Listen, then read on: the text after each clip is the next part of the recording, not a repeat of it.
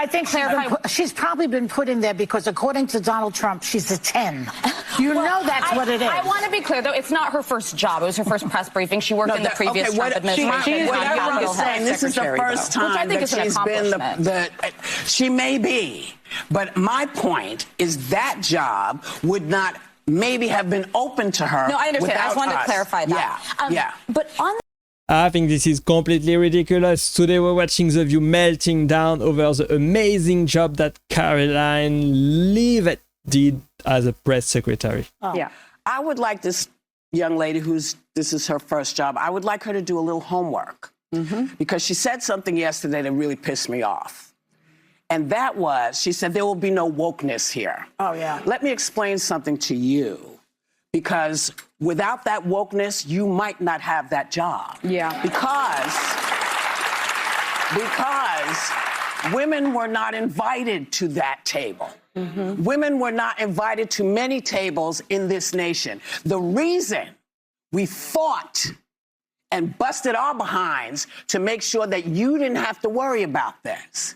And now to hear you talk about it and to hear anybody talk about the wokeness was put in place for a reason, because black people couldn't get into colleges, because women could not get into the colleges they wanted to go to. This is all women. Yeah. See, this is not black, Asian women. This is all women. Women were not invited to this party. It was a man's world, and we busted our asses to make sure that this was a person's world. So please stop using that phrase and talking about, because you don't understand what you're saying. You're saying about yourself that, you know, hey, that's a terrible thing to be. It's not a terrible thing to be. That's why we fought. That's what we were fighting for, so that you could stand in that podium, so that Catherine Jean-Pierre could stand at that podium. So women of all kinds of colors and ilks, wherever they came from, whatever their belief system was, they had the opportunity to bust down that door. By the way, I think she's probably been put in there because, according to Donald Trump, she's a 10. You know that's what it is. I want to be clear, though. It's not her first job. It was her first press briefing. She worked in the previous Trump administration. Whatever I'm saying, this is the first time that she's been she may be. But my point is... This is utterly ridiculous. I think she's completely out of line, Rupi Goldberg right there. And Joy Behar are spreading lies and misinformation. I think she should check the definition of what wokeness means and feminism means. What she's talking about is original liberal feminism that fought for women's rights. And what Karoline was talking about was wokeness, basically over-righteous liberalism as we know it today. It is completely different, and it has no place in the press or in the White House. Let's hear what they have to say. Do you want to take this? So you cannot be attractive and smart? I will try to give Joy the benefit of, well, thank you.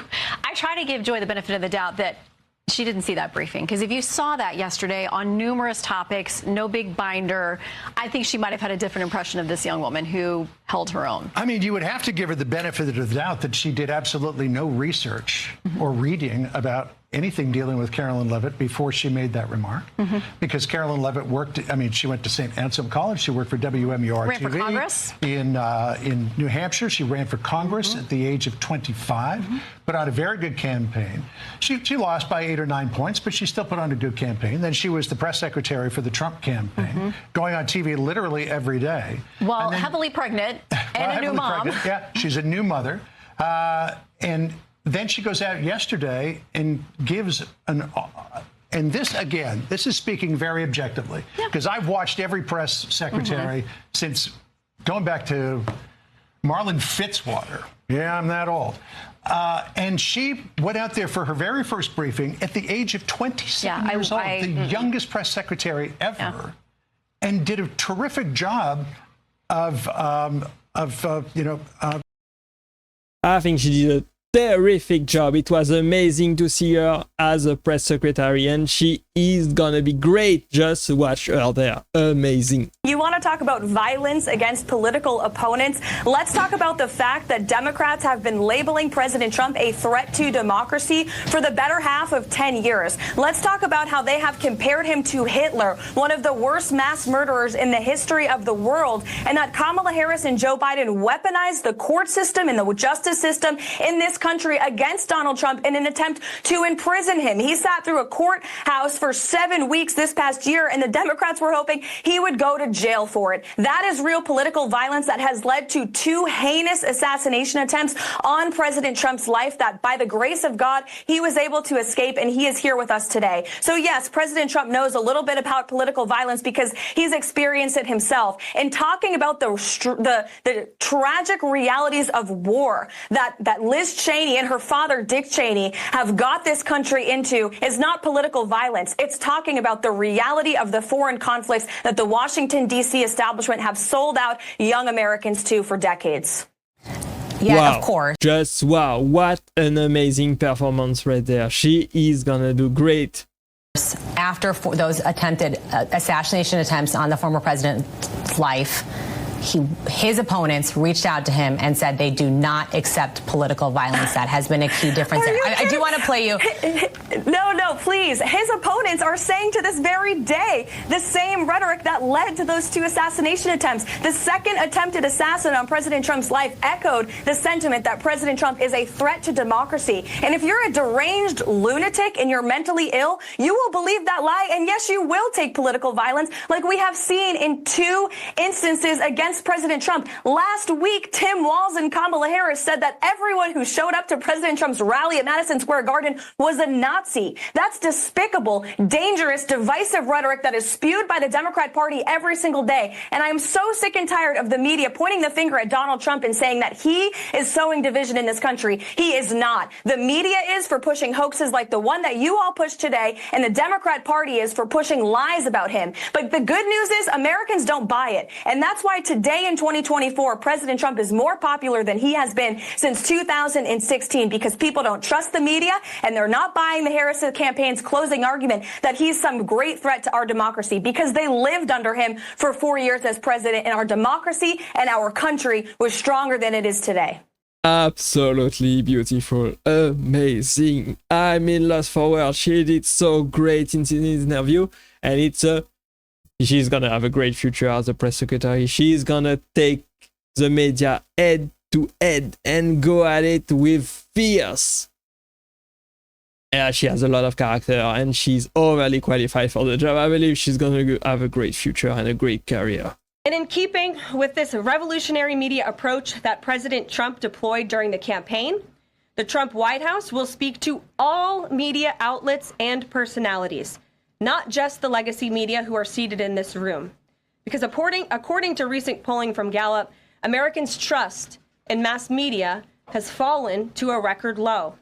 Millions of Americans, especially young people, have turned from traditional television outlets and newspapers to consume their news from podcasts, blogs, social media, and other independent outlets. It's essential to our team that we share President Trump's message everywhere and adapt this White House to the new media landscape in 2025.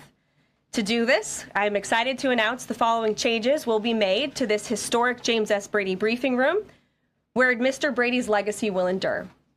This White House believes strongly in the First Amendment, so it's why our team will work diligently to restore the press passes of the 440 journalists whose passes were wrongly revoked by the previous administration. We're also opening up this briefing room to new media voices who produce news-related content and whose outlet is not already represented by one of the seats in this room.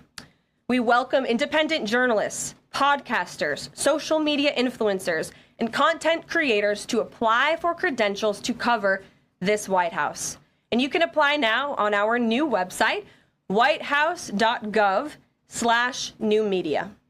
Amazing. That's probably the best news of all the press conference that she held at the White House right there 2 days ago. She is great. I think she's not only beautiful, but she's also very, very qualified for the job, very intelligent and well-spoken, and a mom.